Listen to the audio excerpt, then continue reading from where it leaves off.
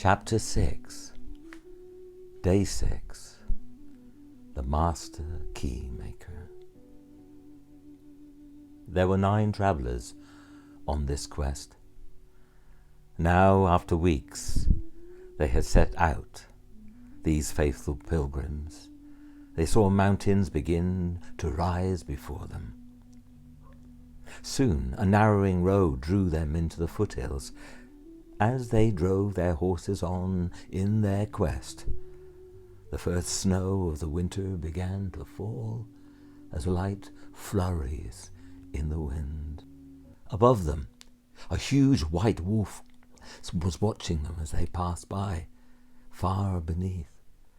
Her name was Ishab, queen of all wolves.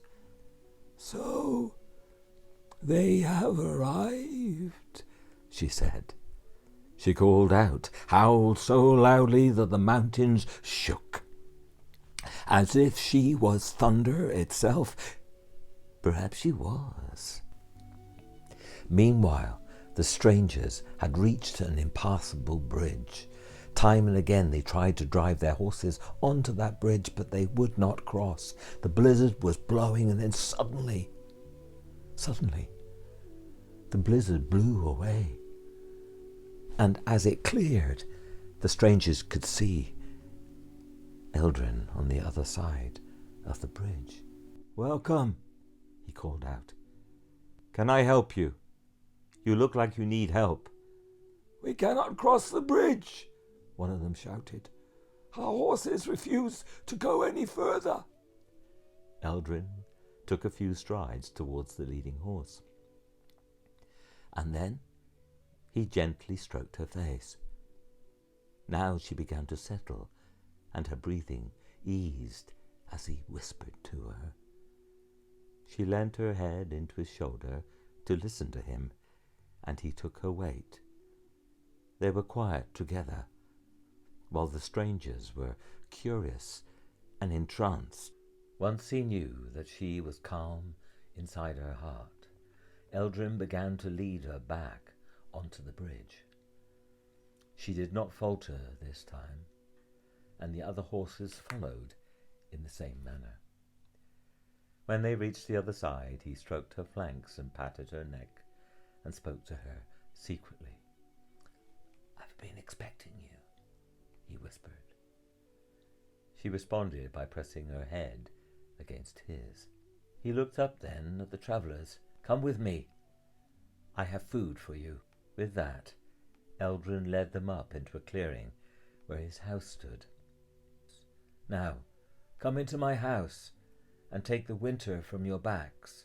While you get to know my fire," he said, "I will tend to your horses." So while they warmed themselves, he unsaddled and stabled their mounts. He went and prepared food for his guests, which he brought in from a room beyond his fire. Apart from thanking him as he passed around that food, no one spoke. So hungry they were. That is, until at last they were replete. Only then did the conversation begin around that great fire. "We have a gift to show you." The leader of his visitors reached into a bag and pulled out a piece of cloth wrapped around something and said this. "Eldrin, we took this to the man who had made what we called the masterpiece, the 12th key for the cups made in heaven. It was a beautiful key that he made, but when he saw this piece of wood, he tried to work it and could not. So he sent us to his teacher, greatly skilled. She looked at the piece of wood. She tried to work it and could not. She mentioned you, Eldrin. She said she had never seen such a great craftsman." "Let me have a look," he said.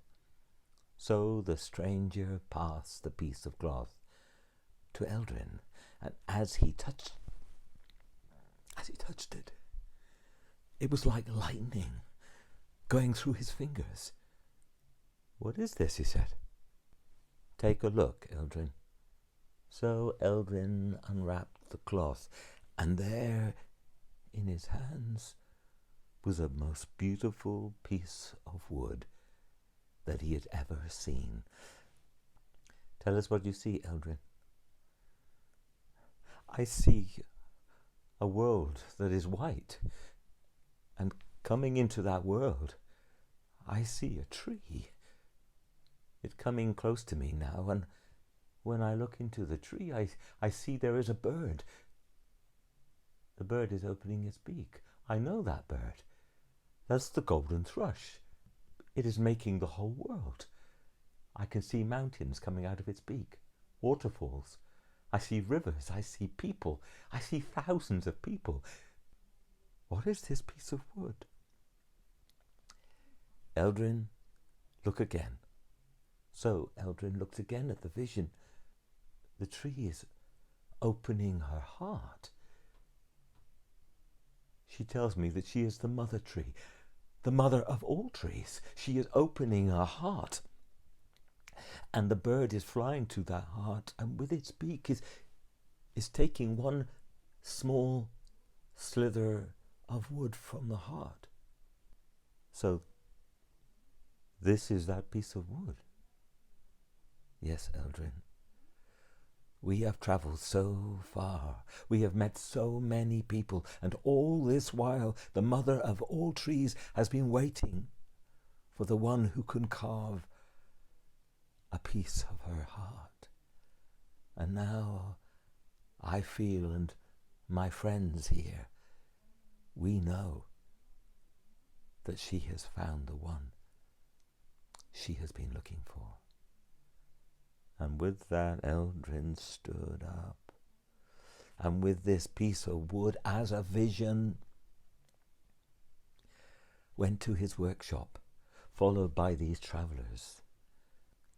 He lay the piece of the heart of the mother of all trees in 4 retainers. And then there was magic. For as he lay his favourite tool upon her heart, suddenly words appeared on that skin. So, Eldrin, what do you see? And this and these are the words that appeared. Sharp and kind, your iron on sacred wood, a warm blade to seek and touch the heart of mine. This my heart of love, Eldrin. And there too shall I find the key that I keep inside for you. Release it like a bird. Let it go out into the world, Eldrin. Then only sap rivers will know our sacred journey. No arrow shall go deeper than us to reach this source of life. Beyond all that is, I shall let you, Eldrin, go there, until by your skill and imagination shall you arrive at the divine, with hope and trust, and then all that is good will be there to stand before you. And with this, the words faded, and his tool made the first mark upon her skin that any had ever made, and her heart let him carve. And there began the making of the master key, the magical key, and he became known as the master key maker.